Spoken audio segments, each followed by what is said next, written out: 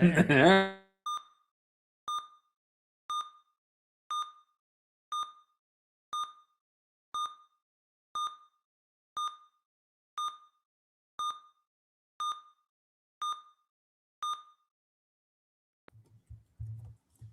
everyone, and welcome to Medicae's Orders. Trust us, we're doctors.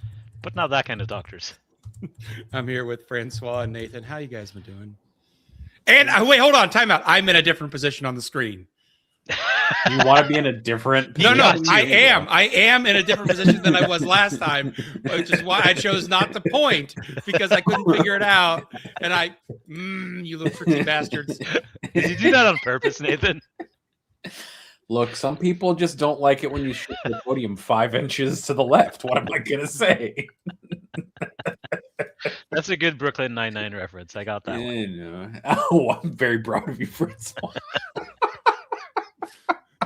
I really identify with Captain Holt. Cancel the show. It's over. The show's over. Everybody go home now.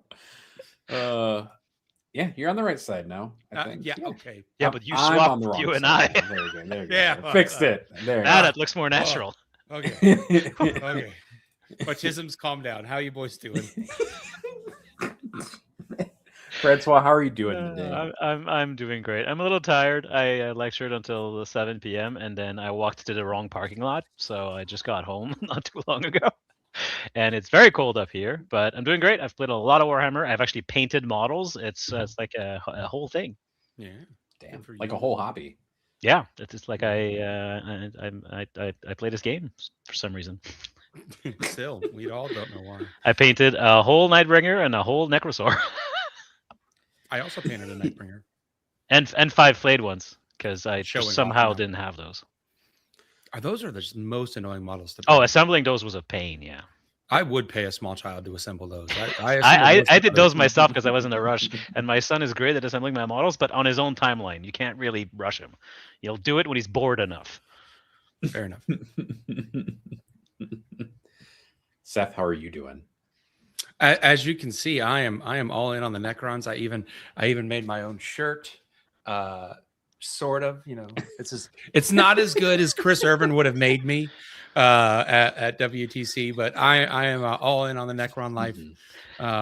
After spiraling with Space Marines last week, I think you guys were like 2 of the guys that were like, why don't you just play Necrons at like Friday night? And I was like, why don't I just play Necrons? and then like I slammed like 4 or 5 games of the weekend, and I'm like, oh yeah, Necrons are good, boys. Yeah, I'm in on Necrons. And also, you only need like a brain cell and a half to play that army. It's great. That's just about what I have most. Push of the days, models, so, and go. It's fine. It's fine. I'll work with that. Yeah. So I've been jamming on Necrons and having fun and getting lots of hate from my local friends over it, but screw them. I'm trying to win Cherokee. They should know you better than that by now. Exactly. Strange timelines. Anyway, but yeah, life stuff. My wife's doing better. We gave up on trying to do follow-ups with her doctors in Atlanta and just tried to find new doctors locally because they just stopped answering our questions about when she needed things and when. So we saw her GP today, and her GP was like, holy crap. And we're like, yeah, here's all our records, and we're starting over with you. Have fun. Those are the words you want to hear out of a medical professional. Yeah, it's great. It's great. We're really reassuring. But not to be outdone, our oldest dog, my foxhound, decided, I'm going to be sick at the beginning of the week. And I was like, why don't you want to eat? Why are you throwing up? And I take him in, and I give him to some of my colleagues, and that was Tuesday, and we're about $3,000 into him so far. He had surgery today to get what appears to be, and this is your medical word of the day, a trichobezor in his stomach, which is a fancy word for hairball. Cats usually get those, not dogs. Correct. His was interspersed with various trash that he's eaten over the God knows how long he's been building that thing in his stomach. So I've named it a trashobezor. So yeah, and this is the second time he's had a foreign body surgery. The third time he's had surgery for a foreign body, which is just really, he's really just being a dick about all this. And then they incidentally found that he had a lung tumor while we were working all this up. And so it's like, oh, of course we have that to figure out now. Thanks, buddy. But he was very drunk and happy when I saw him later this afternoon after he got out of surgery. Like, hey, Dad, how's it going? Oh yeah, and I'm like, drugged up dogs are very funny. Yeah, so I was like, you little son of a bitch, cost me so much money. I'm gonna have to start an OnlyFans. So yeah, if anyone wants feet pictures, let me know. You shouldn't tell the internet that. But it's too late. It's out there now. If it makes you feel better, I once had to have one of my dogs have hip surgery and then take her to underwater treadmill rehab for like 6 months. Yeah, no, we have that in my hospital. Yep. But yeah, it was just the things we do for our pets. Eh? The amount of patients in my house currently with abdominal incisions that I'm managing is more than I would like it to be. Too many. Correct. One is already too many. Exactly. But multiple is a lot. Exactly. And not to just like, make it a little easier. My wife has her first PT session at 7 a.m. tomorrow. It's too early. My wife is not a morning. I can get up for that. My wife is not a morning person. So I'm basically going to have to piss her off to wake her up for this session. So I just get to start the day off by making my wife mad at me. Yeah, it's gonna be good. It's gonna be. Do you have one of those old timey alarm clocks with like the bells on the side that you can put on a plate? The woman slept through a tornado once. Okay. So that seems like it could be a safety hazard. It is. Trust me. But anyway, yeah, life continues. I'm here. I'm all on the Necron train. Someone else can feel my pain. Hopefully, my opponent. Nathan, how have you been doing? I'm doing great by comparison. I worked from home today because I was ostensibly going to do a remote training on using a supercomputer core that I could do remotely. And I sat in the waiting room for that meeting for 30 minutes and it never happened. So the only thing I really wanted to get done today, I didn't need to get done today. So instead I worked on kind of reminding myself how RStudio works, which is a data analysis software platform for people who don't know what it is. And as I went through all the lessons for that, I used all my statcheck data for it. So did a bunch of meddling with data frames and things like that in order to get head-to-head detachment data to work. I know it's very cool that it works, but when you look through the data, as I did with Francois pre-show, it's like some of the detachment versus detachment data is one game. Yeah, like there's going to be some real small ones there. Angelic Inheritors has played one game against one of the sisters detachments, and it has like an 100% win rate. Like that doesn't mean anything. It is a week of data, but it's fun to like take a poke at. Is basically what it is. What are you going to do with your newfound powers?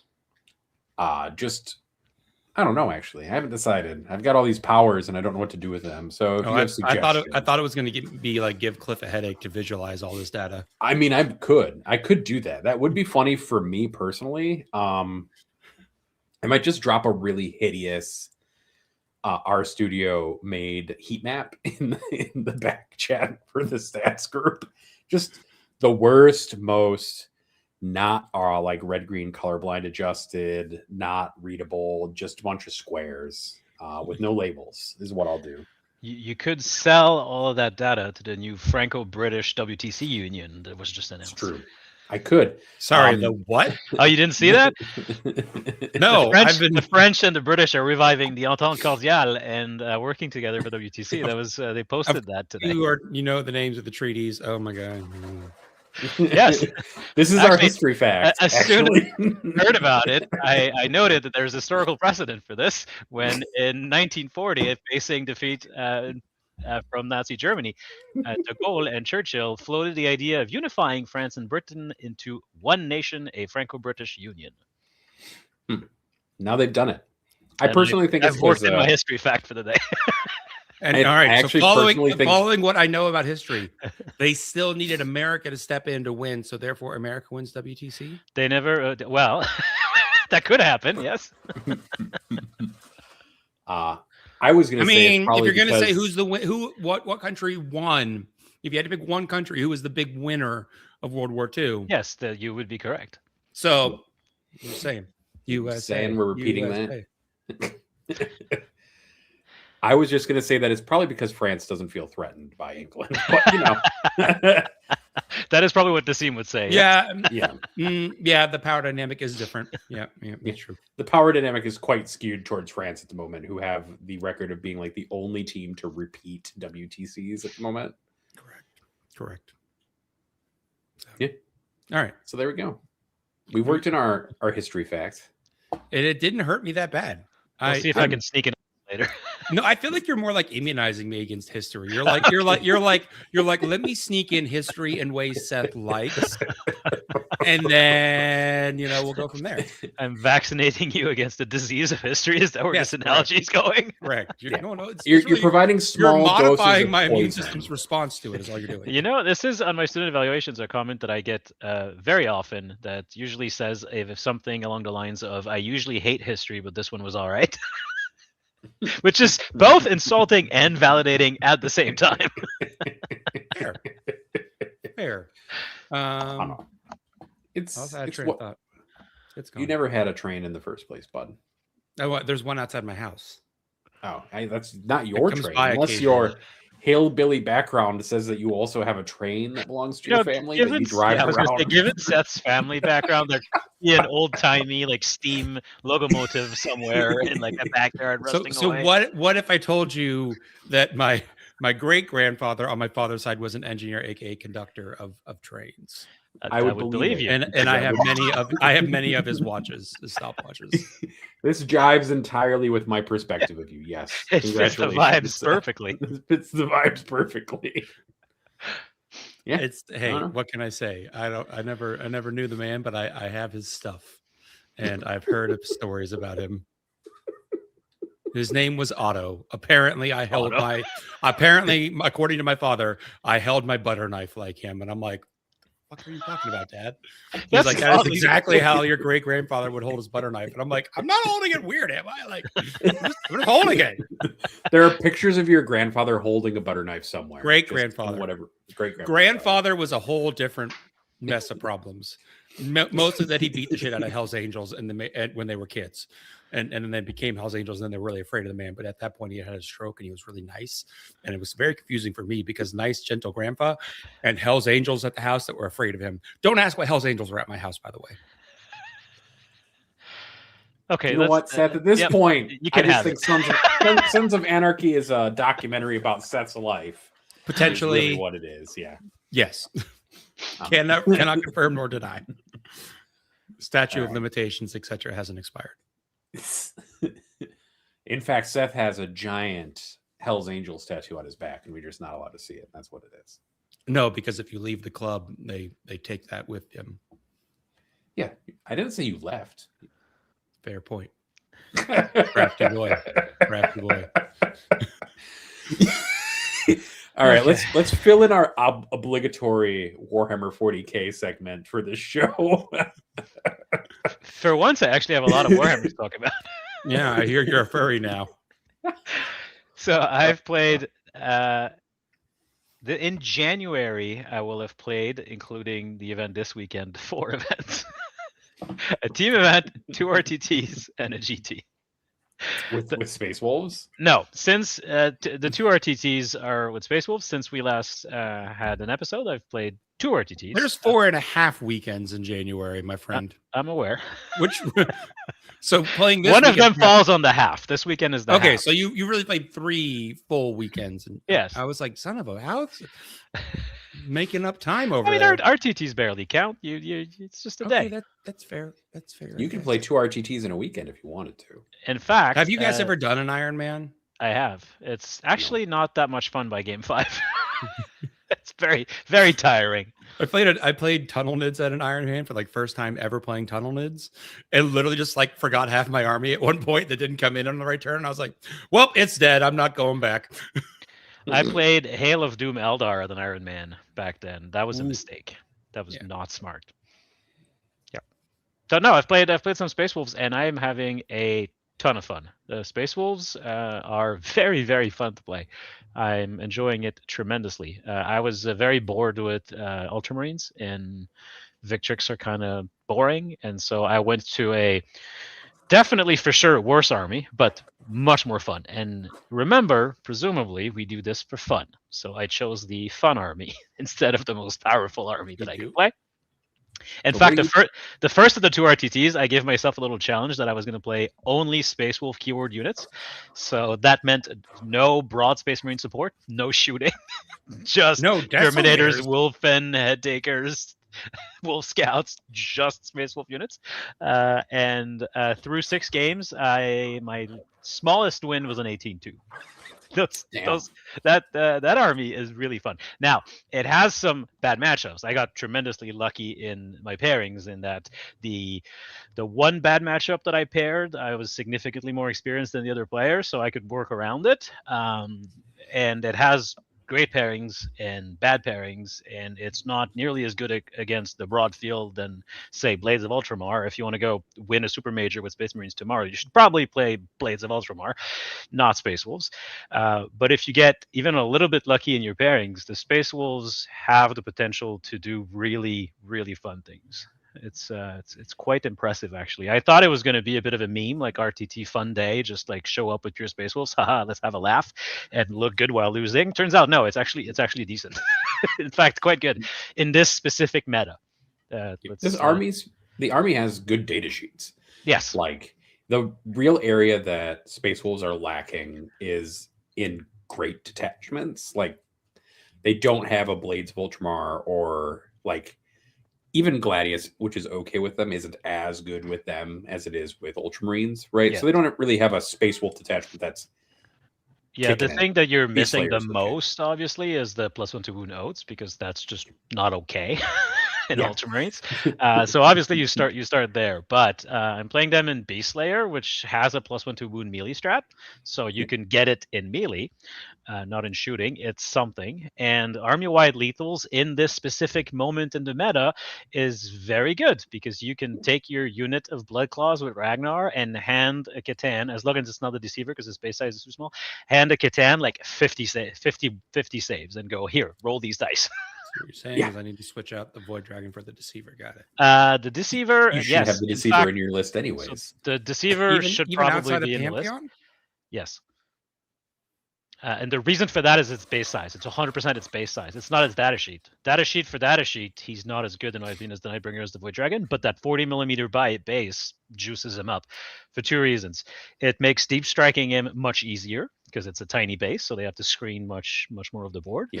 And if you're into a melee matchup, and some of the things that are most efficient at killing Catans are like Blood Claws and Beast Slayers, that'll kill a Catan, or Crusaders and Bastion, that'll kill a Catan, but not the Deceiver, because the base is too small, so they can't get all their attacks in. Mm-hmm. Yeah, the Deceiver you have to kill in shooting or bust, kind of. And it has stealth, so it has stealth. Yep. Yeah, you can still do it. So this is like, I guess, 40K adjacent tangent. But I mean, that's the vibe of the show anyway. I used to have a resin 3D printer. It died after several thousand hours of use. RIP Saturn 8K 2. You did me proud, baby. I have a filament printer. If you are in the StatCheck Discord, Cliff is espousing the beauty of filament printing models. Yeah. And so I had, when the resin printer died, I was like, well, not right now, but in the near future, I'll probably throw in for a Saturn 4 12K and get a new resin printer.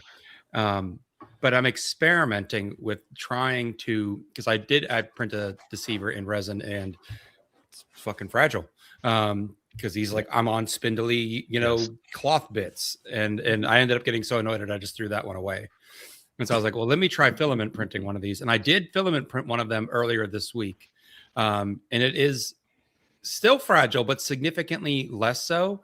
But the detail's not there. So I have a 0.2mm nozzle on the way to try this again. So I am going, I'm working on it. I'm working on it. Okay. That's what I'm saying.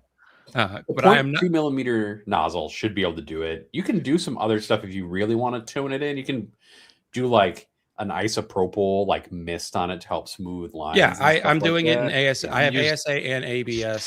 There's like fill-in primer as well that you can spray Yeah. that'll kind of Yeah, no, I know all those tricks because I'm building my armor suit, but it's more like I'm seeing how far I can push the printer. But where I've definitely seen some really impressive. I'm fill-in I'm printing. absolutely refusing to pay GW any money for a fine cast model that fragile. And Well, there are options that are not GW. well, that's not going to get from the here far in time. east. That won't get here in time, most likely. Okay, that's True. fair enough. But there's a And reason I have 3 eBay Transcendent, and prices are it's not huh. because I bought 3 whatever the arcs are. What's the model that the Transcendent comes into? It's the They come obelisk. with the Tesseract arc. Yeah, Tesseract Yeah, arc. it's Tesseract like it's arc, yeah. the arc is the one with it in there, and the obelisk is the one where Right. it's. So I weird. definitely did not buy 3 Tesseract arcs. I'm sure you did actually. Tesseract Vault. That's what there it we is. go. Tesseract Vault. Thank you. That's right. Arcs were a forge rolled vehicle version. Yep. I'm remembering Where they this. were like I'm a little unlocking- crescent or I'm something unlocking like my that. deep Necron knowledge because I played them for so long. Yeah, the Necron main for life, Seth, is to get to tell us about Well, his. it's the title says it all. Crons for life Yep. or until nerfed. I mean, I do have 8,000 points of Necrons in my basement painted up. I mean, I don't want to know how many points I have painted. I have a lot. Right now, I have Space Wolf submitted for the GT this weekend, but list lock is in 24 hours, so I'm probably going to switch that around Just a couple bring of times. Necrons. Just do Necrons. Just Be do the problem. Necrons. Join me Just with be- being the But problem. I could be Francois. the solution because there's going to be like 6 Necron players there, and Actually, no. You're right. the you're Necron right. mirrors sounds. Be the awful. solution because I need the Necron win rate to be held down long enough so there's not an By emergency. my patch. Beast Slayer nonsense that actually tables Necrons. Because look, I was all set. I had more DACA locked and loaded, and the week I was going to take it to a big like 6-round event in Maryland, it gets nerfed, and here I am once again, big event on the horizon. I've got the army, I'm ready to go, but I got to wait and cross my fingers it doesn't get nerfed. So do not take Necrons, Francois. Take Space Wolves. Beat the crap out of the Necrons for me. on Saturday at the RTT round 3, I fully tabled an 18 Wraith 2 Ctan Necron list, and I still had my full Terminator unit standing on the middle objective at the end. This is Don't fine. do it. As long as A, you keep doing that, and B, don't come to Cherokee with me. I'm not going to. So you know, I know. I'm not traveling. I know. To the United States, I know you're so not. There's no so way I can go to Cherokee. This is my point. That's my point. I am supporting you because I know you won't hurt me. Okay, I see. I'm not competition. I know you won't hurt me specifically, is what Seth said. Other than I'm emotionally selfish and here. through the internet. Now, the Yeah, I don't care. Necron mirror sounds miserable, which right now Yes. is my main qualm about taking Necrons. Now, I do think they're a much better army than the Space Wolves, but playing a Necron Do you want me mirror, to make you a shirt? playing a Necron mirror like right now gives me physical pain just thinking about it. So Be 'cause better at 4-ups than they it's are. exactly, it comes down to whose Catan makes more 4-ups or who has more Catans. Because if you have 3 and they have 2, you probably win. If you have a 20-man warrior brick, probably doesn't kill a Catan, but a Catan never fights their way out of it. just stuck Yeah. there You just shoot the forever. warrior brick with something before you go in. You knock it would up and probably need to charge the warrior brick with all 3 of your Catans, and even then it might not do it. down. Okay, so time out. I did Just the math. forever I've done the trapped. math. I've done the math. If the Okay. warrior brick is on an objective, which is usually where they're going to be because they want to, out OC you, Mhm. right? That's why we're doing them. You can take 3 tomb blades in Star Shatter with the little blast guns and hit that warrior brick with the +1 to wound strat, and it kills 14 of them. Yeah, and then they On immediately average, reanimate like 6. Not if you've psychomancered them already. Okay, sure, if you've psychomancered them. What's the leadership on Necron Warriors? Everything's like 6, 7, and then some characters are 6, but And it's what going to was be that? +1. What was that, if they Seth? have, You said but that they again. wouldn't in that build probably. What's What? the leadership value on the warrior Don't you unit? fucking show's canceled again. I know you're the youngest one on the show, but that doesn't mean you have to meme like the children, okay? Be the mature adult in the room. I didn't even catch it until you said that. Be the mature adult. Serious show. I personally we went through every single option with for the factions. Me and Adam on his show Art of War Down Under, and it is very distressing sometimes trying to figure out what your options for anti-Catan are. I enjoyed that segment. It was depending on your you guys faction. telling me, here's what you have to look out for, Seth. And I was like, thank you, Sure. boys. And like Francois was saying in our back chat at one point, it's a very binary army in a lot of situations where if you don't have a good tool that doesn't cause you to really need to like really tweak your list in a specific direction, like you don't have to skew your list in a specific direction, then you have a leg up. But the options to do that are pretty far in between. Yeah. Unless you are playing Space Marines who have a few different options, because Ultramarines can do it, Space Wolves can do it, Black Templar can do it pretty easily. Blood Angels Like- cannot. No, Blood Angels have problems. Blood doing Angels it. get really sad. At the same RTT, I watched 1,000 points of Blood Angels bounce.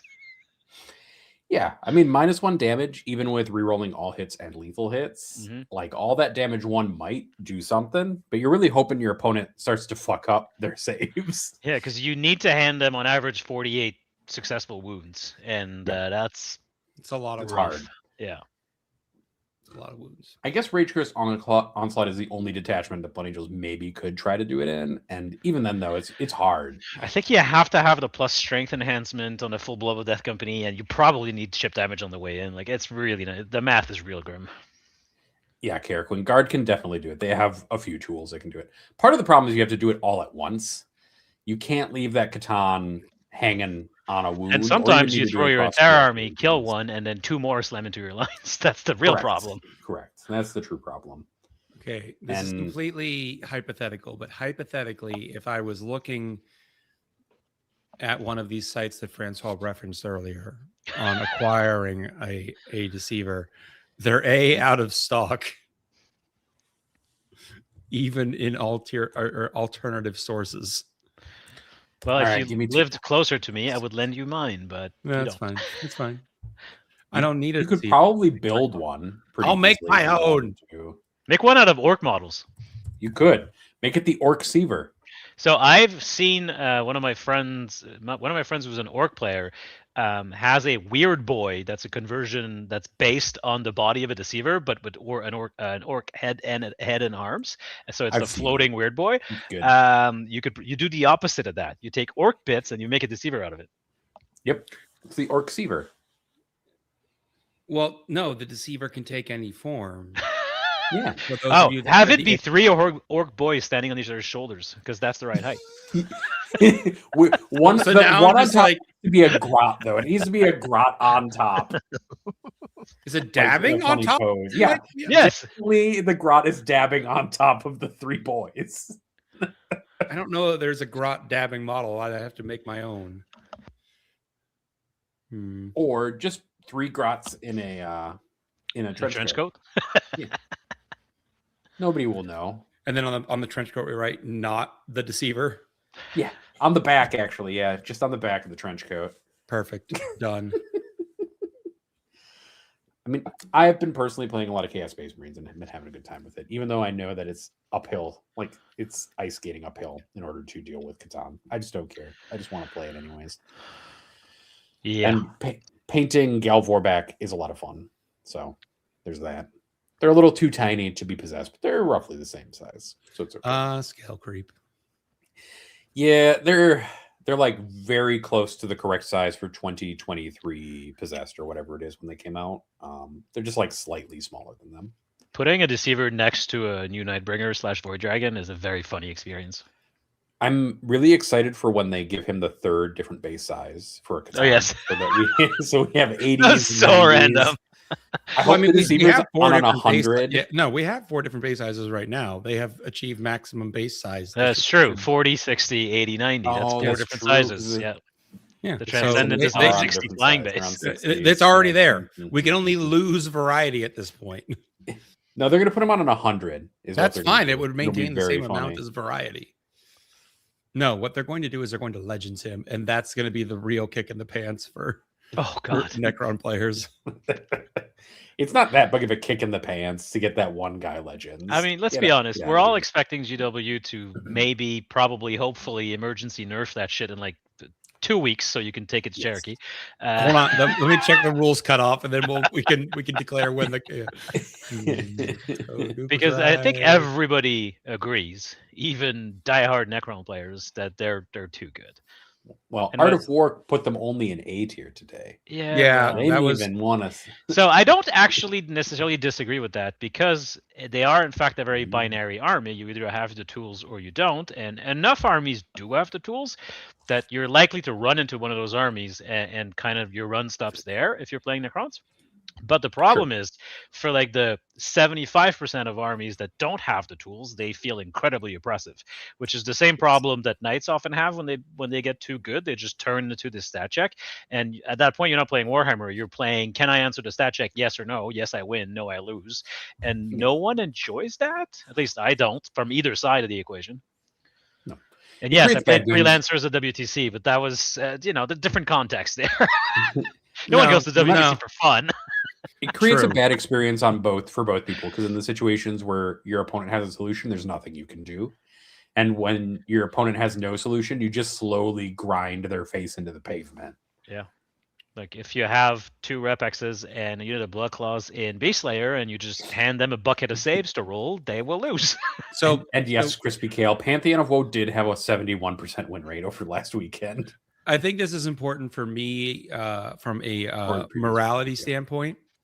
Mhm. What is the number of Ctan in a list that people would consider unfair / too many? If you're playing in a tournament, any number is fine. But like morally, if you're playing against me, at what point do you say should that's play too many? 3 or 4, you're probably at the amount where people are going to start being Yeah. upset. One Perfect. or 2, I'm only running 2. probably all right. Then I'm you're running fine. 2. That's fine. I'm a fair player, is what I'm You here probably to do. should run 3, to be honest. Shut up. I'm running 2 in You Star should. Shatter, and that makes me a fair player. 3, the king, and 4 scoring pieces. That's all you need. Let's ignore the Exactly. fact that the king is also -1 damage and also 6 up Feel No Pain /5 up Feel No Pain against mortals. And a Necrosaur. That data sheet is fucked up. I And actually it's kind of skating I by have- because everybody's focusing on the Catans, but that data sheet is not okay. Why does it have all of the rules? And it has Why does it an have fight aura. first? It has an aura of mortals. feels no pain. about the That's sustains. That's under it's gear? under it's not under data sheet abilities, it's under war gear Gear abilities. So yeah, at first because- read I missed it.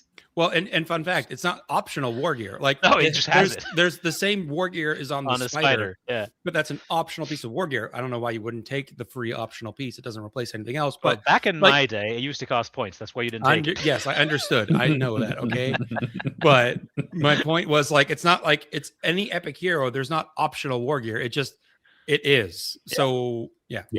Also, in Awakened Dynasty, you can bring him back to life, which feels awful. Amazing. And I personally Illuminor. am just Because he's infantry. yeah, Yeah. him and Illuminor come back to life. He's the biggest fucking infantry model I've ever seen. Is He the really thing. should be a monster. He's or mounted. humongous. Like, why isn't he a monster? He's basically a Talos. He's Yeah. almost the Talos are size, infantry, the right? same size as an armature. Talos are not He's so infantry. big. They are not. They are monsters. Talos are monsters. Yeah, he definitely should be a monster. Officially, I need to get past the 14th without a rules adjustment. The 14th. Ooh, that's That's rough. That's mm. rough. buddy.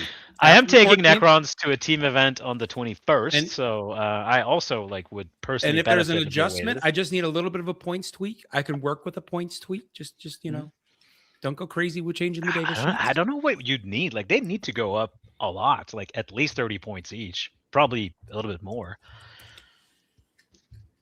Mm, Amintar is a big boy for somebody for Really small. cool sculpt He's though. I painted humongous. mine yesterday, and he looks great. I'm trying to find a good picture of his size, but he is He is actually bigger than his Alice. yeah, he's huge. Is really the only thing I can think of. I mean, I have a picture of him next to the Nightbringer, but I don't have. you should share it. Yeah, share it. Ah, Send it to Yeah, him. do it. Just do it. He is Let's do Carnifex size, actually. That's a good comparison from chat. Do I have yeah. the power to show things in here? Yeah. If you hit the plus screen button at the bottom. Okay, well, let me find the photos and then I'll add plus screen. There. Okay.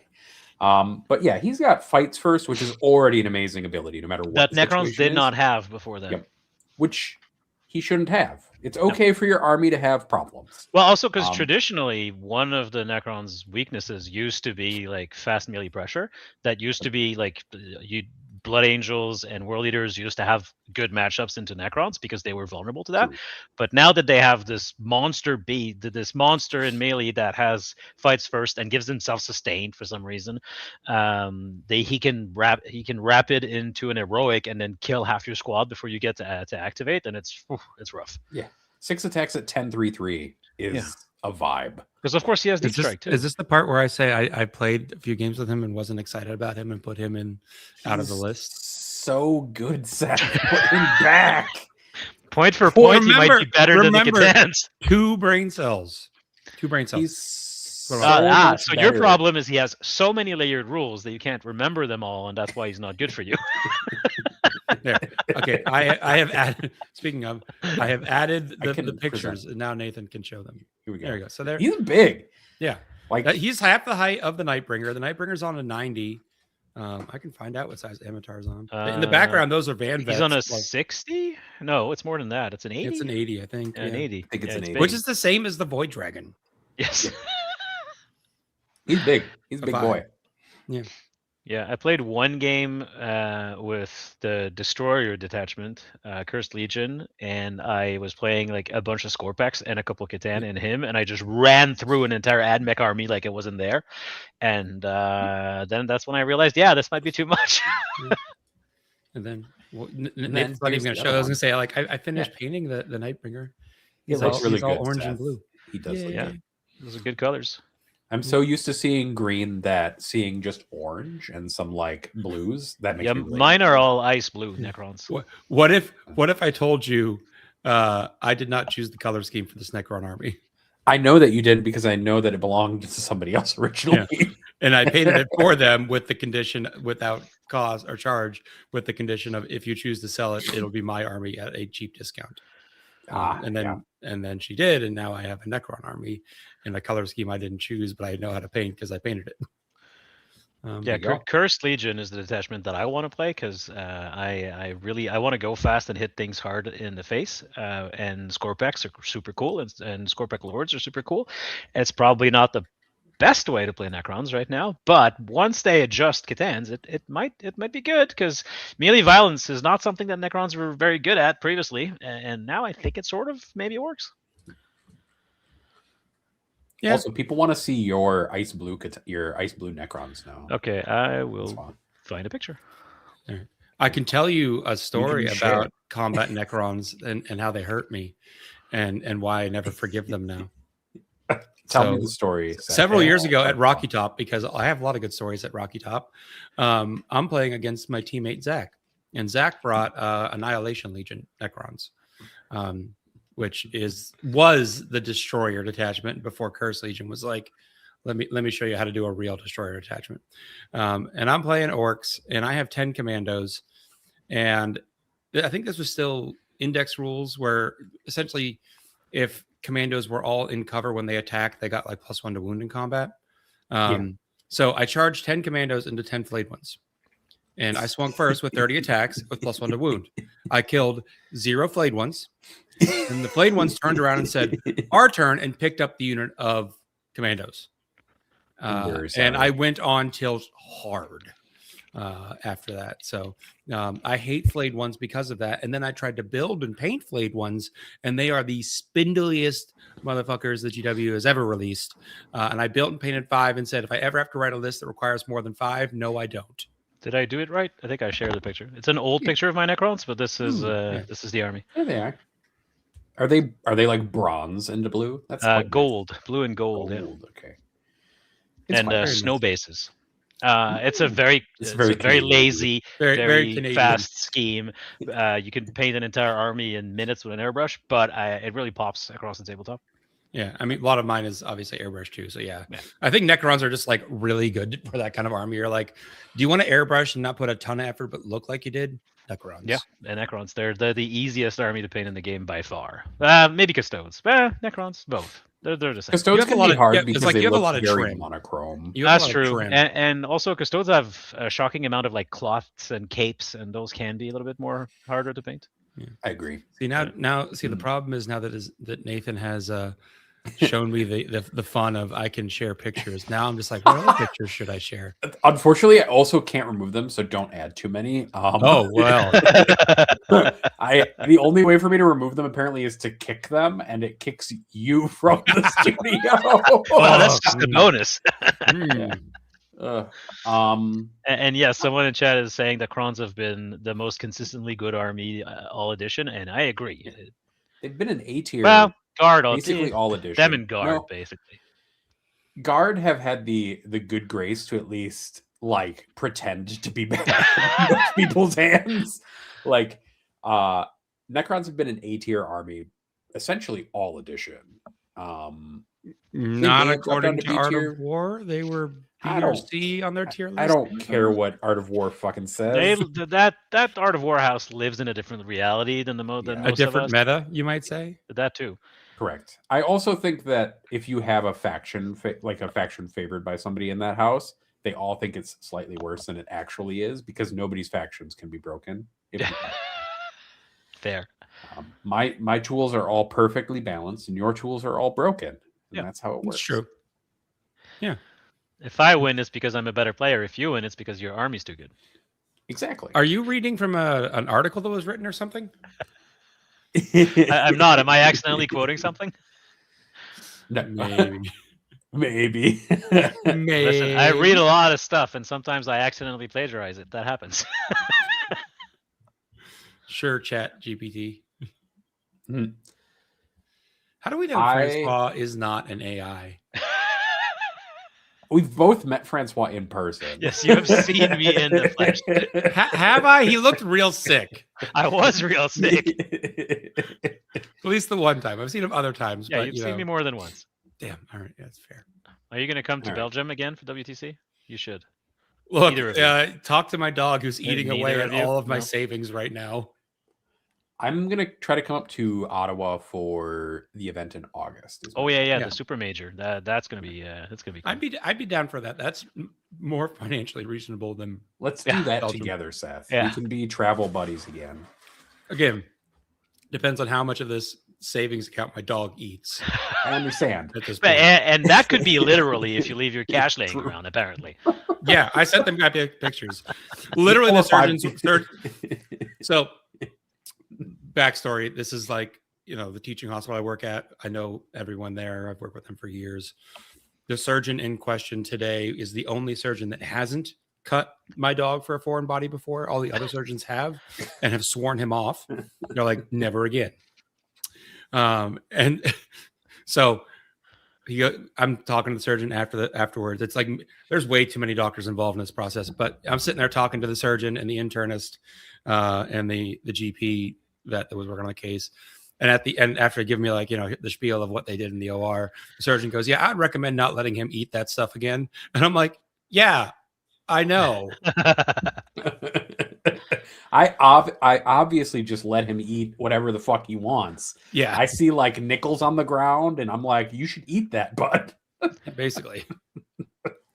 I was just looking at him like, no shit, Sherlock. But, being nice to the man that just spent his afternoon digging nastiness out of my dog's stomach. Yeah. That picture was disturbing. Don't share it on YouTube. We're not going to. I have to email vets because I have to do some animal training because we're going to get lab animals again to work with. Yeah. And so I'm in the AAA LAS training right now, doing all my lab animal training at the moment, which is just me. Yeah, they make you come into person because they need you to prove that you can scruff a mouse, which is always fun. Because they're so difficult. They can be if you're scared of mice. Did I tell you about it? But that's about it. On the show where the time I got sent in by the CDC to take some blood on a rat that was killing people. Wait, the rat was killing people? Is this like the virus? bunny? The virus it was carrying was okay. I was going to say, is this like the rabbit from Monty Python and the Holy Grail? Is that how I find out that Skaven are real? No. I mean, it might be, but that's different. It might be. Not this. No. So years ago, I'm again working in the university, and the public health professor is like, "Hey, I have to ask you something. And I'm like, sure, what's up? And he's like, I got a call from the CDC. And well, it turns out that there was a group of rats that were at a breeder in the Midwest, and they started getting people sick and someone died. And so they're tracking down all these rats so that we can get samples out of them to see where the virus is and try to contain this. And you're the only vet in the state of Alabama that we can find that will do this. Will you draw blood on these rats if the CDC sends this woman to us from Alabama? And I'm like, yeah, sure. Fine. I'll do it. So fast forward to CDC contacts woman, tells her to come to my clinic. The clinic is a big teaching hospital, and we very specifically have a portion for potential infectious disease cases where the entrance to the exam room is directly from the parking lot. Like, you don't go through the hospital, you go straight in this isolation area so that you don't take whatever disease you have traipsing across the hospital. Right. In order for me to get into there, I have to go into full PPE, which is like the white suits from like ET, like respirators, cap, gown, mask, whole 9 yards, duct tape your wrists and your feet so that there's no chance of stuff moving up underneath the white suit onto your skin, all that jazz. So myself and my technician are head to toe, full PPE.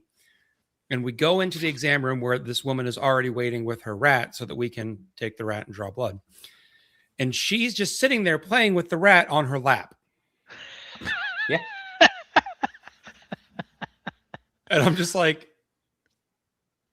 hey, did anyone tell her why she had to bring the rat to me? Why No. the CDC called her and said, go to this man so that he As you're dressed in full garb. Yeah, I'm full, like, and so my tech and I are like, don't worry, ma'am.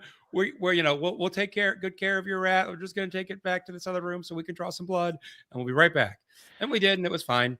But I'm just like, I feel like I should warn you that you should not play with the rat until we know if it has the virus or not, because the CDC was real serious about me not dying. Maybe they just didn't care about this person very much. Well, that rat didn't have the virus, thankfully, but it was just kind of like, cognitive dissonance of like, I'm like, I'm here for your rat. And then she's just like, what's up? My mouse story is significantly less frightening because it was a mouse, I suppose. I worked for an infectious disease lab for a long time, and I worked in the quarantine facility where I had to dress up similarly, Seth, because we were working in a room where they were testing infectious diseases on mice, although what we were testing was chronic and acute infection models in immune system depleted mice. But I was there late at night doing time point studies. I'm sitting there with mice in a hood. It's just me and my light and the rest of the room. And then all of a sudden, all the lights go out because it hits the nocturnal cycle. All of them. Just like all the lights except my hood light. Scared the pants out of me because I was just sitting there holding mice. I was like, and this is where in the horror movie, a cloud of like half dead mice come out of like a vent and eat me. I was thinking more like red morning. Lights kick on the background and then sirens and then all the cage doors spring open. Yeah. It is not fun being there at night anyways, because all the lights are out except for like one like red light essentially that doesn't disrupt the animal's like sleep cycle as much. Like, I know. So it's hard to fucking see what you're doing anyways. Yes, I was dressed in full garb sitting there and I was like, oh no. See, I only traumatize undergraduates, not animals. I mean, they're fine in the end, Usually. Are they? We can pull up your professor reviews actually. We saw them. You found the website. You told us about it. We can pull up Francois' professor reviews if people want us to. We can do it at the end of the show. Seth, is there a way for people to submit reviews of you and then we can weight the curve back to where you want it? You can do that on Rate My Professor. Yeah. But I don't care about my rating, but everyone else go fix Francois' rating. No, they don't need fixing. Mine are great. You said that you get the hard grader. Yes, I do get the hard grader comment, but they still give me a good score, so that's fine. Actually, I take pride in holding the line against grade inflation. Fair. Are you the Federal Reserve of grading? Yeah, apparently. Yeah. He's got to avoid the inflation. The history department has lower averages than most, and so if you look at other departments, like some departments have what I think are unreasonably high grade averages. But I'm old school that way. I think if most of the class gets an A+, there's no point. That means it's too easy. Yeah, I agree. I don't disagree with you. Somebody complained to me recently about needing to read 200 pages a week in their like senior level history courses, and I was like, "What? That's Well, that that's might the way it be is." because no one has told them that we don't actually expect them to read every word. They just No. need to get the I gist of the reading expect you to read every word. so they can discuss it. I will say the only time I've had a class end early was when a professor got so upset that 2/3 of the class hadn't done the reading for the day and nobody was ready, except for a small group of people, to do discussion. And he's like, if you all aren't going to read, I'm just not going to lecture, and then sent us all home. I've never done you got that, but I've wanted to a couple Reinforcement for times. not doing the work. Kind of. That's I how liked that class. The professor was just a little over the top sometimes, but And no, for most history, you don't need to read every word because generally you're there to discuss in a seminar setting with like 19 of your closest friends for an hour or two, some chapters of the book, and so let's not go too far.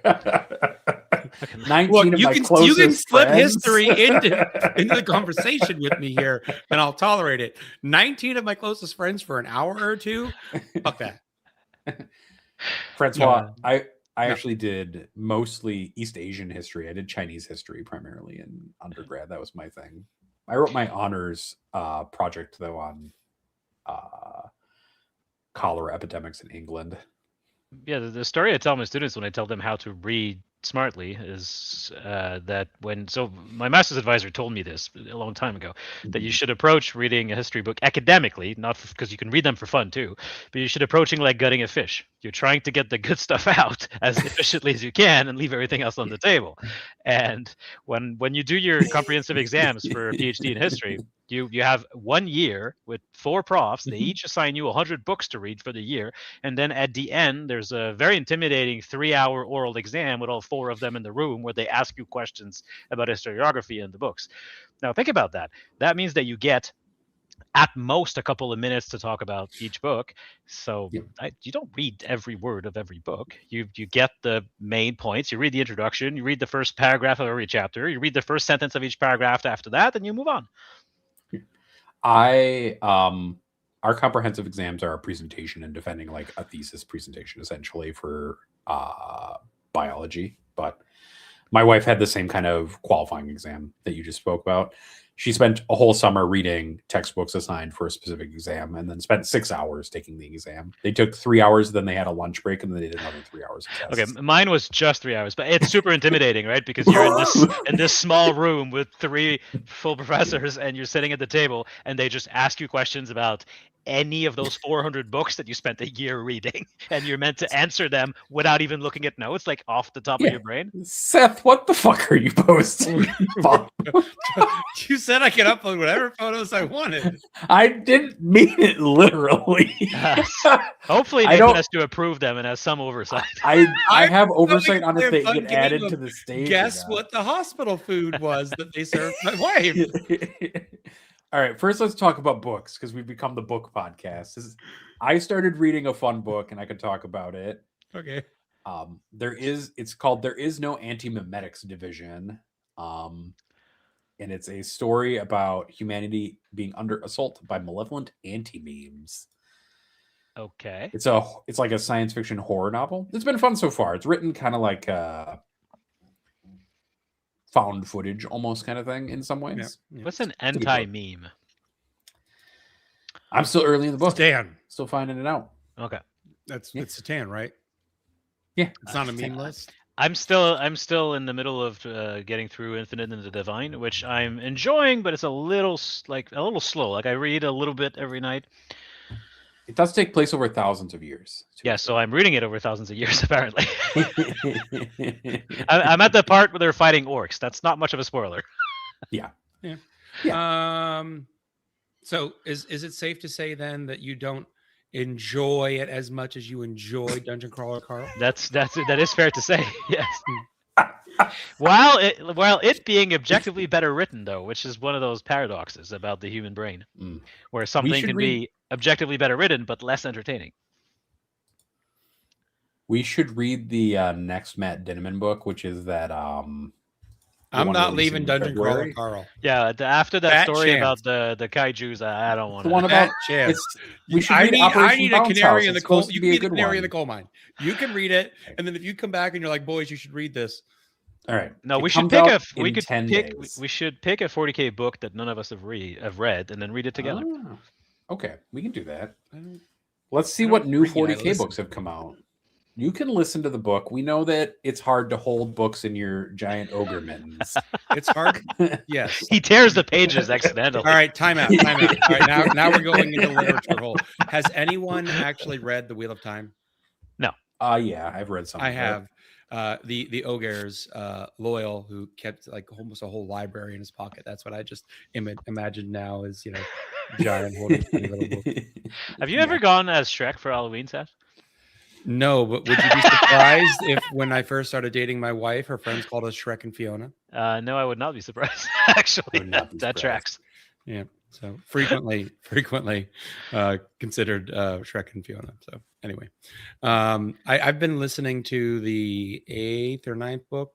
I think it's 8th book in the Monster Hunter series, which is an entertaining one because it's not very, difficult. Its storyline. It's shoot monster, ugh, good.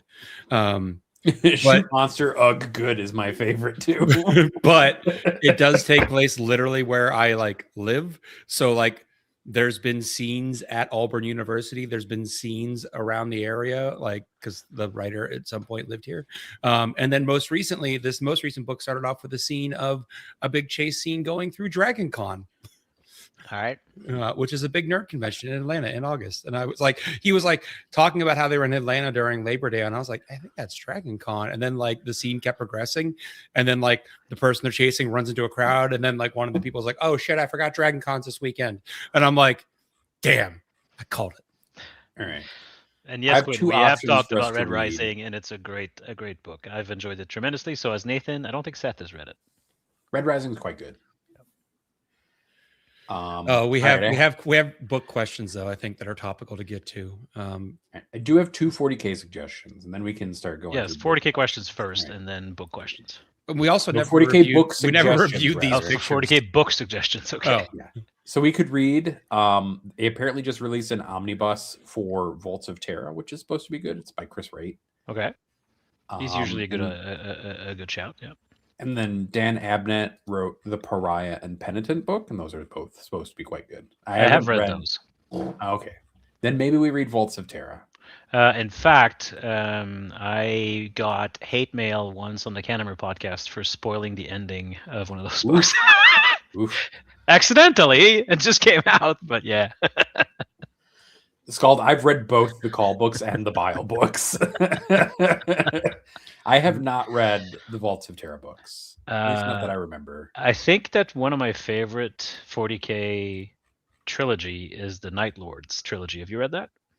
That one I have read. I've heard good things about the Black Legion one. That's also by Aaron Dembski-Bowden. We could read that one. I'm just going over to Audible and plugging in Warhammer and seeing what pops up. All right, we should stick to good authors, I suppose. We could read Black Legion by Aaron Dembski-Bowden and see how it goes. Seth, there you go. We're going to read Black Legion. Yeah, let me pop that in there. Black Legion. Bye. Black leggings. No, not that. Yes, I'm sure you'd look great in those. You never know. Francois is apparently your first OnlyFans foot customer. Do I need the green paint? Is that... That's why he was asking about the costume. Yes. All right. I have found the Talon of Horus, book 1 of the Black Legion. We will add it to my list. There we go. There we go. I'll order it in a little bit on Kindle. All right. All right. All right. Do we actually have 40K questions? No, or any questions. We know in the show questions we do, but we haven't reviewed these lovely meals. Oh, here they are. Oh, we have 5. You want me to show them? Okay. Here's the first one. Yeah, it's a fun game. Everyone can play at home. Called My Wife Was on a Minced Food Diet for a bit in the hospital, and we got to play the fun game of Guess That Protein. Is that a protein on the right? It is. Chicken. 1 vote for chicken. It looks like some kind of soy powder. Oh, it has to be looks tofu. like eh? Yeah. No. Yeah, tofu. No. Tofu powder. According to the paper that came with it, that is pork. Oh, okay. All right. That Some looks very. freeze dried pork ground up in a mill. All right. And the next picture I present, because this was next day's meal, that we were like, hold on. That's the same thing. That must be pork Indeed, then, it looks right? very similar. That. So we're voting pork on that? Yeah. No, that's chicken. That's chicken, correct? That's chicken. See, Francois Clearly. realized the trap and decided to go around it. I was like, "Fucking, it's pork." I could hear it in your voice that it was chicken. I do like to vote for corpse starch. Entirely possible. Yes, that does look like. And then I imagine next corpse starch to up, what do we have here? This one looks at least like could be a beef. protein that it should be. That is beef. My question is, what's the green stuff? Broccoli? I was also going to say broccoli, but it might be green beans. Oh no, it's green beans. Yeah. No, it was No? broccoli. Oh, it was broccoli. Oh, Never, funny. never second guess yourself. That's the lesson. Stick to your guns. Yeah, soylent green with gravy is correct. Yes, Yeah. good job, Karen. Which is just corpse starch. So suffice it to say, after about the first or so, like, one more. but the first, oh yeah, that's right. We have this. Okay, very good, very good. What do we have here, boys? Chicken. It's rabbit, clearly. That was pork, Damn it. not to be confused with the first pork. That's a different color entirely. Yes. So yeah, my wife ate like the first. You could tell when she was like feeling well, and like was eating. Like the first like meal or two they gave her, she like ate everything because she was like, I'm hungry again. But then like when she started feeling good, she was like, I want food, but not that. And so then we started like going out and getting her food and bringing it in. So everyone else got to play the game of what the hell is that meat? What the hell was that photo? That was hospital food. Yes, we were playing pork allegedly. Pork allegedly. I like the quotation marks that Cerberus put around pork. That makes me happy. Yeah, this is the high quality 40K entertainment you've come to know. We have 4 questions in the Patreon yes. thread. That's Right. like Folks, if four you have more been than watching usual. us for you've been watching us for an hour, I appreciate all of you. You are all dear to all 3 of our hearts. If you want to ask us questions, and I don't know why you want to, why you wouldn't can they? join the- We're you can- delightful. We True. have life we advice, are- not we just are a 40K delight. advice. We are a delight. You can join the Patreon and you can ask us questions in the Patreon question thread. Yeah, there you go. That's it. Join for $5 a month. Ask questions. We'll answer. Also, watch the other shows. True. You can watch StatCheck. Why do which is I the main pay show for on Patreon? Tuesdays. I should get my Patreon for free for being on the show. You should I'm have gonna told take me it up about with that. management. Me? Bringing up with management. Management. I will fix that. That's what for Nathan you puts if on his you little want. name tag. It says Jesus management. Christ. Oh my gosh. All right. Just remind me tomorrow. Don't worry about it. It just popped in my head. I was like, wait a minute. Wait a second. Not only am I not paying. getting paid for this, I'm paying. Yeah, it's an What you want internship. to Didn't do. you know, Francois? I get paid in This is- exposure. You get paid in experience. I can't wait for the day where one of my students is going to find this unhinged nonsense. It'll somehow humanize you, is what it'll do. They Uh, will like, think you this know is what? great. You know what? He's not so bad. I'm going to change his grade on Rate My Professor He's a person too. because who that looks bald guy like- said so. You're welcome. All right. The first question is from Jeremy, who decided to ask 2 questions, actually. The first one is, why are there no wolves on Fenris? That's a misconception. There are totally wolves on Yeah. Fenris. A lot of them. They might not have started off as wolves, but there are wolves. But there are wolves on Fenris. Actually, in the lore, there were Fenrisian wolves when Lemon Russ shows up as a baby. Yeah. So clearly, there are wolves on Fenris. I don't know where that there are no wolves on Fenris saying comes from. I probably should, but I don't. But clearly, it's wrong. There are wolves on Fenris. I It just just hate sounds Space more Wolves in general mysterious. because of all their like nonsense and like we don't have wolves on Fenris, we don't have psychers, Yeah, we don't have follow the psychers, rules. we just have rune priests. Exactly. They channel the spirit of Fenris, of Yeah. course. You're like, God. I remember there was I can't remember which book, but there's a Horse Heresy book where 1,000 Sun Sorcerer is like going around and breaking all these wards that like a rune priest put up, and he's just like, this is so fucking annoying. I hate these guys. And I'm like, I'm with you, bro. I'm with you. And they have a character called Njal the Stormcaller that is clearly modeled as a psyker. Yeah, sure. As a lunar priest spirit wolf thing, Bob. Exactly. Sure. I wish his rules were just slightly better because that mini slaps. It's really good. It is a good one. All right. The second question from Jeremy is: can the doctors decipher the Canis Helix lore? Well, that's a question for Seth for sure.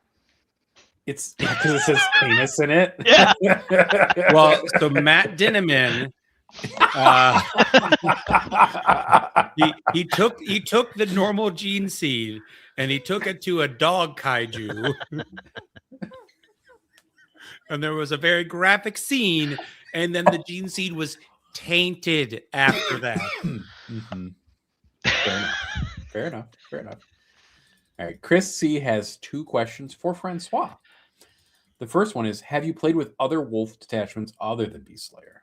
Yes, I played Saga of the Great Wolf for that first RTT, and I enjoyed it. It's good. I think for the moment in the meta, Beast Slayer is just better because that's how you kill Necrons.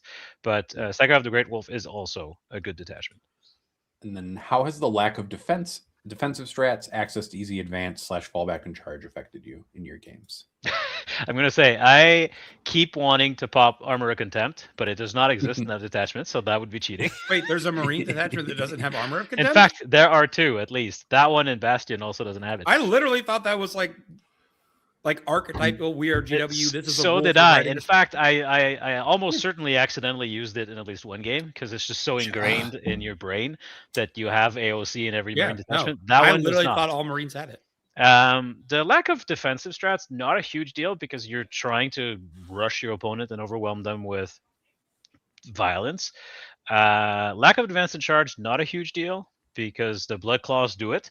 The head takers are jumping off a transport, so they get the +3 from that. And the Terminators are turn 1 deep striking, so especially if you go first, they'll be up the field already. If you go second, it gets a little sketch.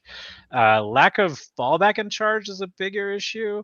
But I would say the biggest weakness in the list is AP, because it has no way to juice AP, and it's all AP 0, 1, 2. So if you run into 2-up save with AOC, you're going to lose. Yep. I always found that to be a problem when I was playing. That made me feel like an orc for a second. Yep, actually, same issue. 2-up save, AP1. Yep. The worst possible matchup is probably the Lion and 15 Deathwing Knights, because between the fights first and all the 2-up AOC, you're just going to lose that if the other player knows that all they have to do is rush you with their mass 2-up AOC bodies.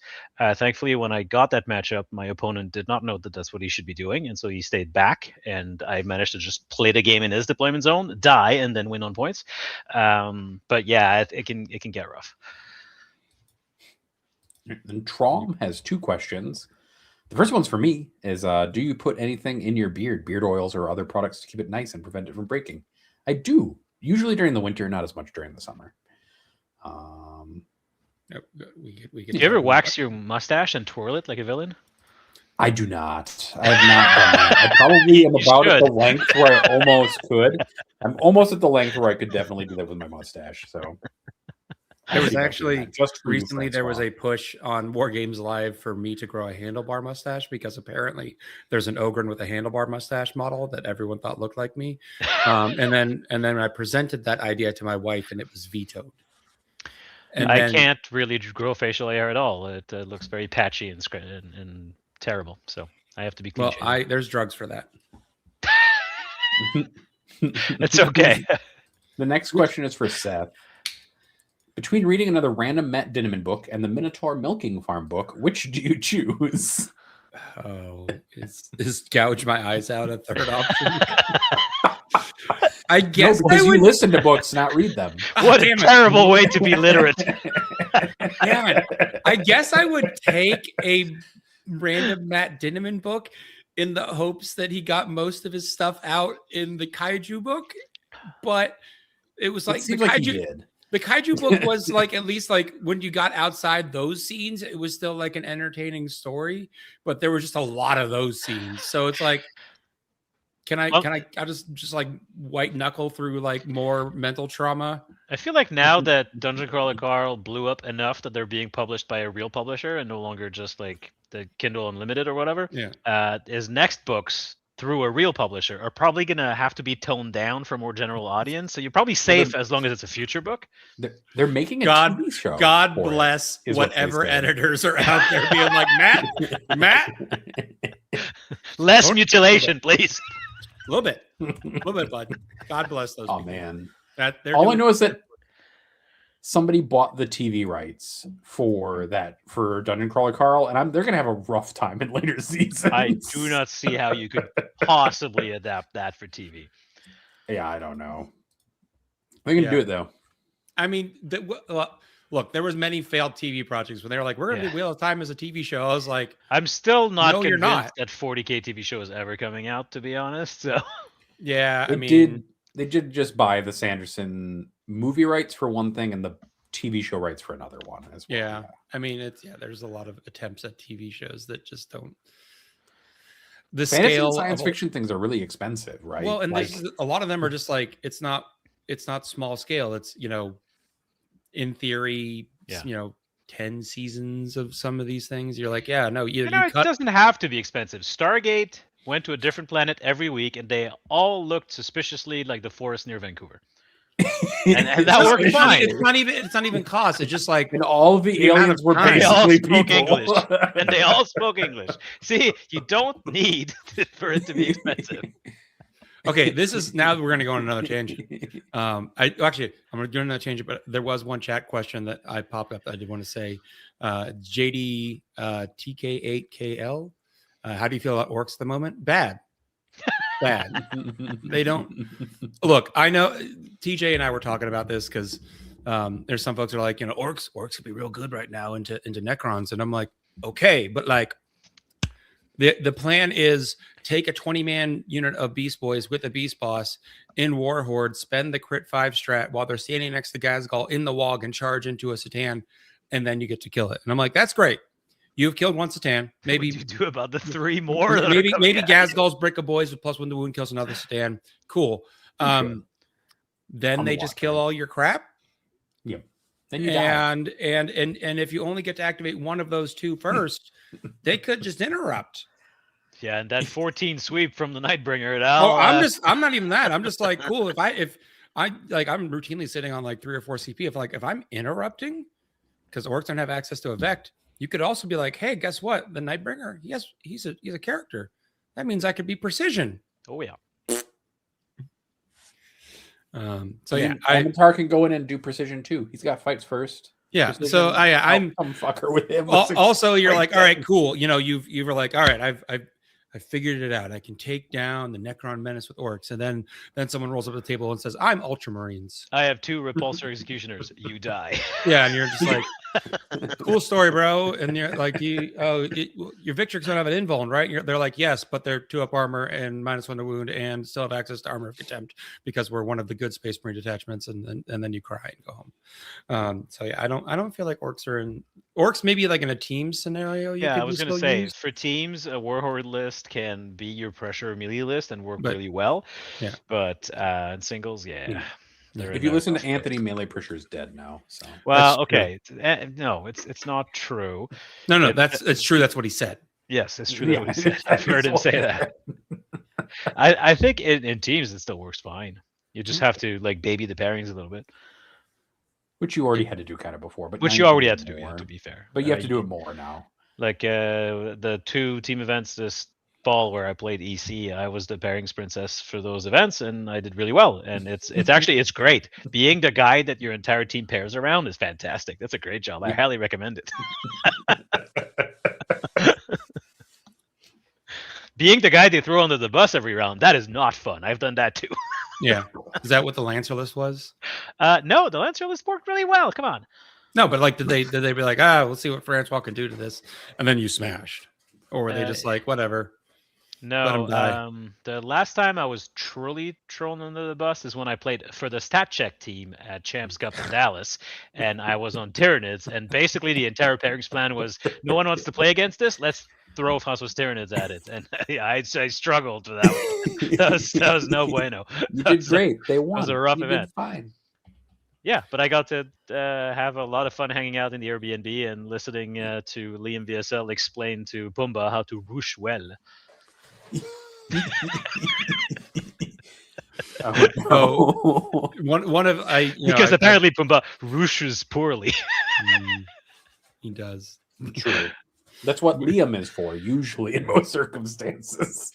So one of my fun team stories, not that I have many, but one of my local teams were playing, and we're at, I think it was like ATC last year, 8TC, which occurs like in February-ish, maybe March. Anyway, this was the event where I said one of our players didn't play for like 2 months before that, even though telling us that he had prepped.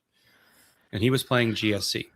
And he was not, and he was not checking my notes in it.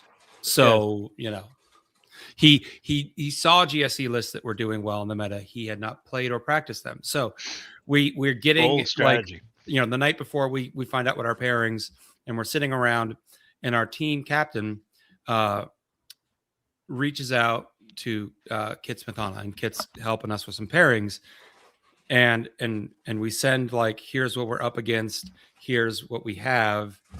And the response, I kid you not, that Kit sends back in the group chat is the movie poster for Saving Private Ryan, because Ryan was the Gene Stealer call player who hadn't played for 2 months. And so it was, how do we keep him from being 20-0'd? Which we then proceeded to try, screwed up all our pairings, lost the round. And then the next round, we were like, screw Private Ryan, throw him under the bus. And then he comes back with 10-10s after that. And we're like, I was gonna say, having done it a couple of times, if you have someone on your team that's there for pure vibes and is not expected to do well, trying to save them in pairings is often a mistake, because you're making the rest of your pairings way worse. So you just give them whatever and let them come back with a 2 and be happy about it. Yeah, well, no, we tried Saving Private Ryan. It failed. And then we said, screw Private Ryan. And Private Ryan then performed. And we were like, what the hell? So that's what happens. It is. All right. Thank you. I feel like we've reached the natural ending to our show at this point, because we paused for 5 seconds and did questions and did plugs. What do you boys got coming up? What are you excited about? GT this weekend. John Winter Russell is going to be staying at my house, which means that I really should play Necrons just because he hates it so much. Yeah, you should. But you is guard's good against them? John specifically hates playing into Necrons. I don't know why, but he gets triggered really hard by Necron matchups. So there is always the added hilarity of the guy that's staying at my house really, really doesn't want to play up against this army specifically, so I should play. My producer messed up my shirt. Somebody took some tape. She did. She's yes, like, actually, yes, Valentin. He does put 0 on his matrix against Necrons. That's the least he wants to play against. The last time I played John at a singles event, I passed 6-up saves against his Scion's Meltas like 3 times in a row, and it triggered him so hard. I've never seen him tilt that hard. It was the funniest thing ever. Oh, JWR getting tilted. That man getting tilted sounds like the nicest tilting ever. He is the nicest man alive, and he gives great hugs. By the way, if you get a chance to get a JWR hug, his hug game is on. All right, I saw him at Worlds. I'm trying to, and one of his opponents was one of my friends, actually the guy that I stayed with when I was in Atlanta for the hospital, was convinced that John Winter Russell sounded like and looked like a Canadian celebrity. He is kind of a celebrity. He has a really cool and like for like a good day or two, they quizzed me trying to get me to guess, and I gave up, and they told me Ryan Reynolds. Does Ryan Reynolds have a beard? No, And John Winter Russell also agrees he doesn't sound like him either. No, he does not. They also don't look the same. John Winter Russell has a very French Canadian accent. Okay, so no, he is actually a native English speaker, but he speaks very fluent French because he's lived in Montreal for a long time. But he was born in Ontario. That's very funny because he has the most French Canadian accent. Well, that's the thing. He has been so assimilated that he says things like he'll say "no stress" all the time, which is a very Quebec thing to say, but in English it sounds just a little off. And when he types on Discord, because his phone has the autocorrect like mine in both French and English, he has accents on his typing in Discord the same place as I do for the same reason, because our phones are confused as to which language we're currently typing in. Mm-hmm. But his name is John Winter Russell. Like, it's a very English name.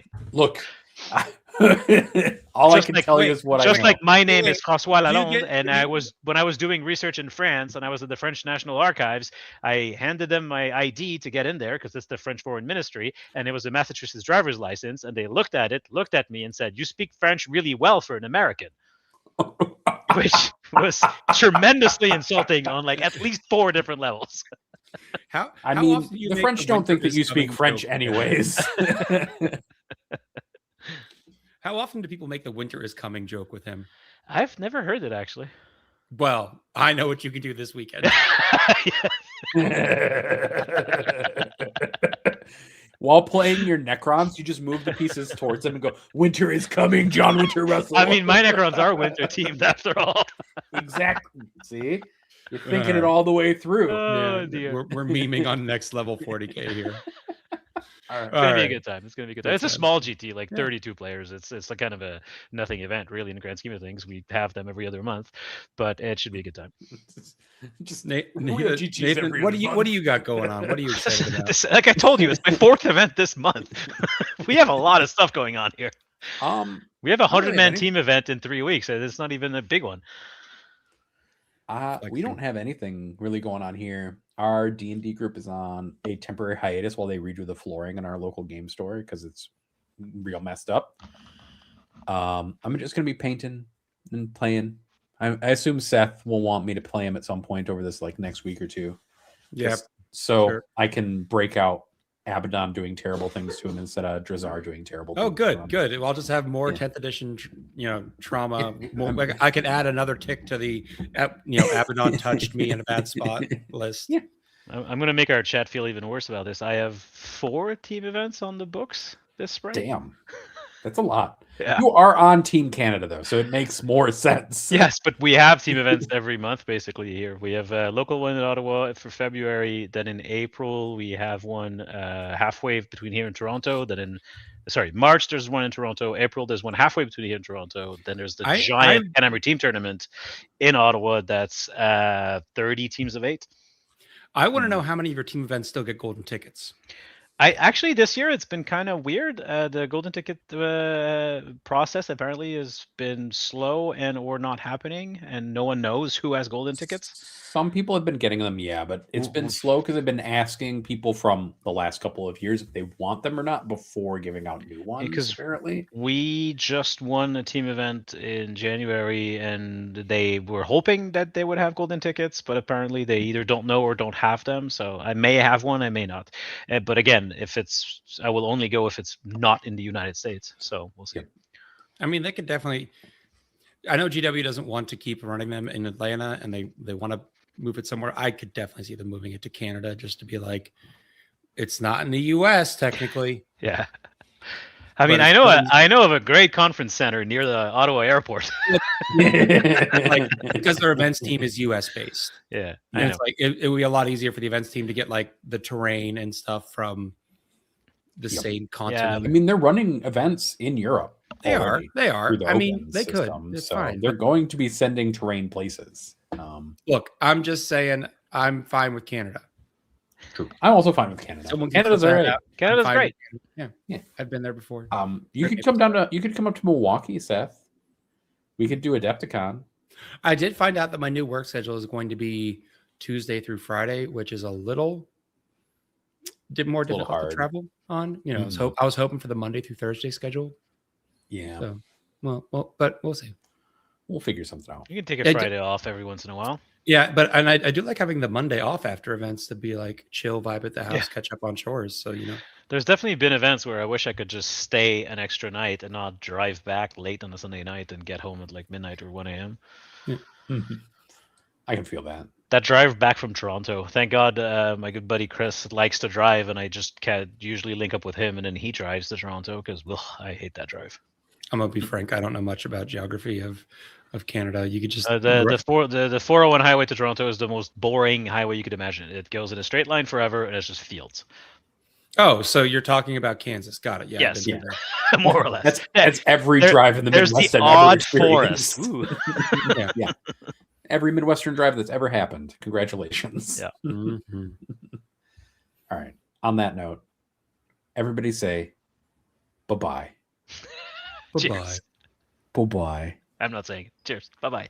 I said it.